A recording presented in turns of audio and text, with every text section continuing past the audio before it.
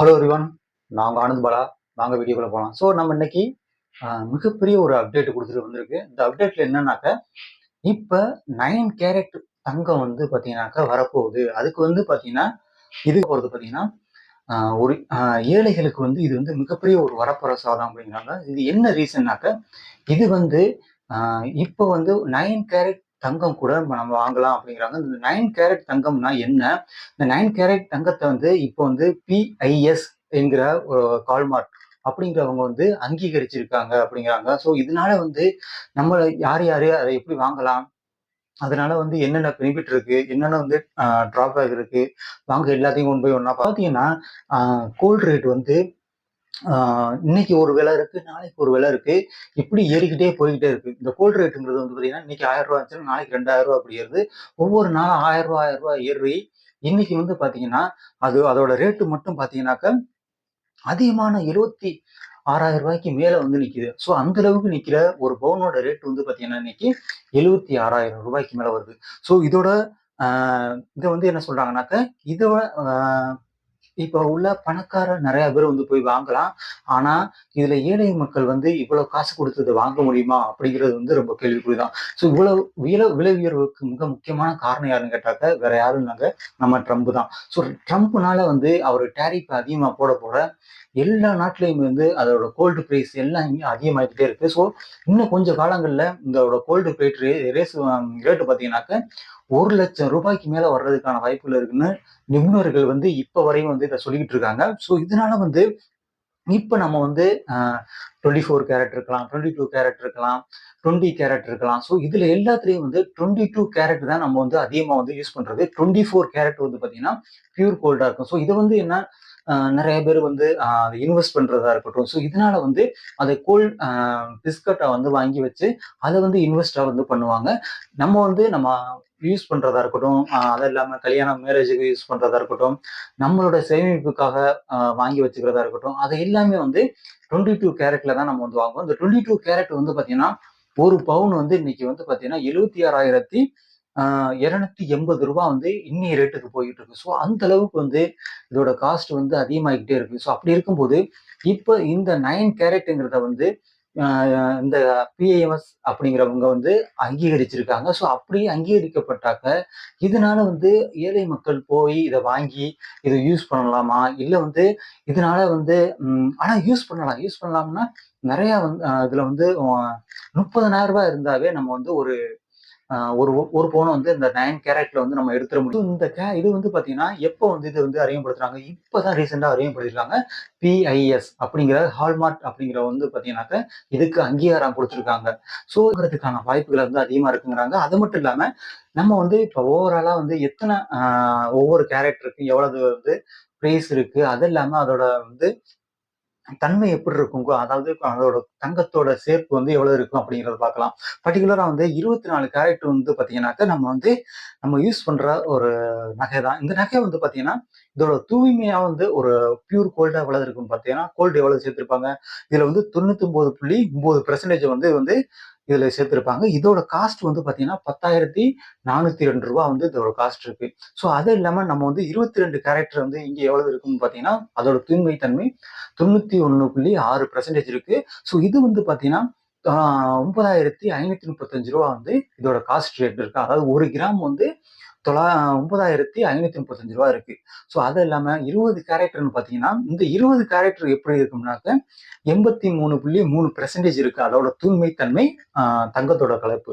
So அது இல்லாம இதோட காஸ்ட் பாத்தீங்கன்னாக்க 8,650 வந்து இதோட 20 கேரட் தங்கத்துக்கான பிரைஸா வந்து இருக்குது.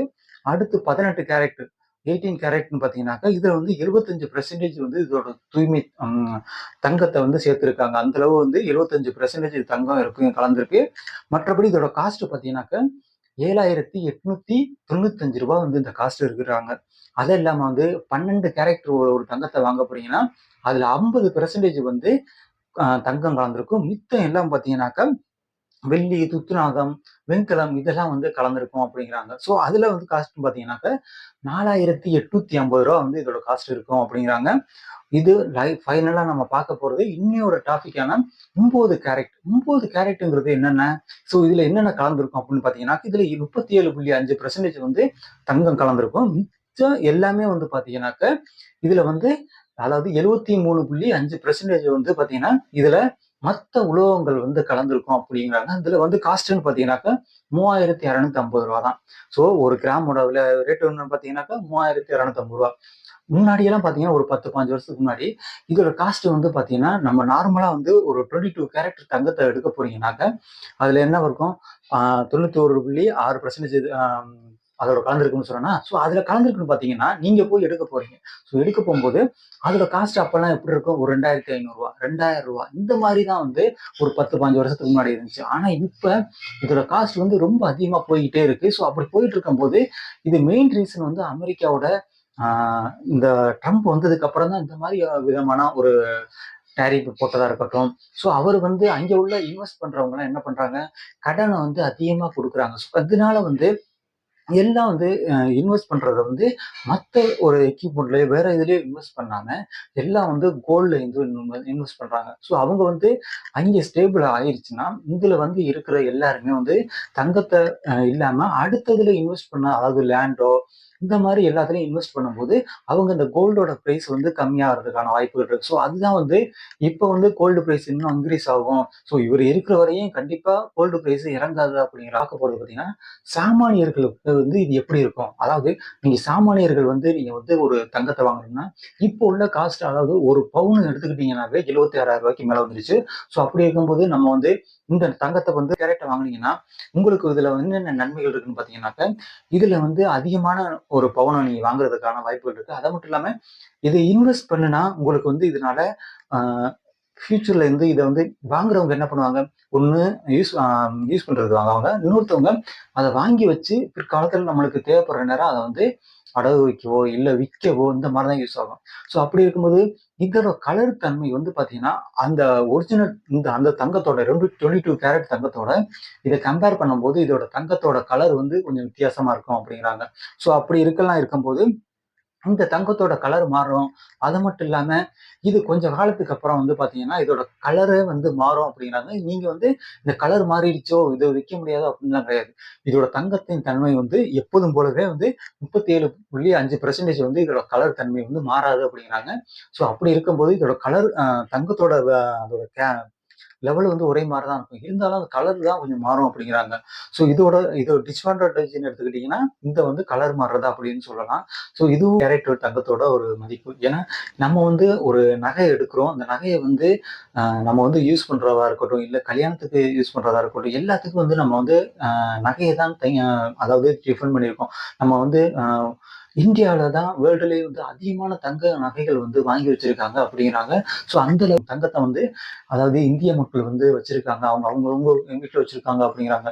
ஸோ எல்லாருமே வந்து தங்கத்து மேல வந்து அதிகமா ஒரு மோகத்துல இருக்கும்போது இந்த மாதிரி வந்து ஒரு 9% ஒரு 9 கேரட் தங்கம் வந்து வருதுங்கும் போது எல்லா மக்களும் வந்து போய் வாங்குறதுக்கான வாய்ப்புகள் இருக்கு. ஸோ அதுல உள்ள அட்வான்டேஜ் டிஸ்அட்வான்டேஜ் எல்லாம் வந்து இது மாதிரி இருக்கு. கலர் மாறுறதா இருக்கட்டும் அது இல்லாம மாறினாலும் அதோட தங்கத்தின் தன்மை மாறாம இருக்கும். ஸோ இருந்தாலும் நீங்க அதை வந்து விற்க முடியுமாங்கிறத வந்து இன்னும் பின்வரும் காலங்கள்ல வந்து அதாவது பேங்க்ல வந்து இதை வந்து எடுத்துக்கிடுவாங்களா அப்படிங்கிறது அவங்க உறுதித்தன்மை வந்து எப்போ சொல்றாங்களோ அப்பதான் வந்து இது நம்மளுக்கு தெரிய வரும்.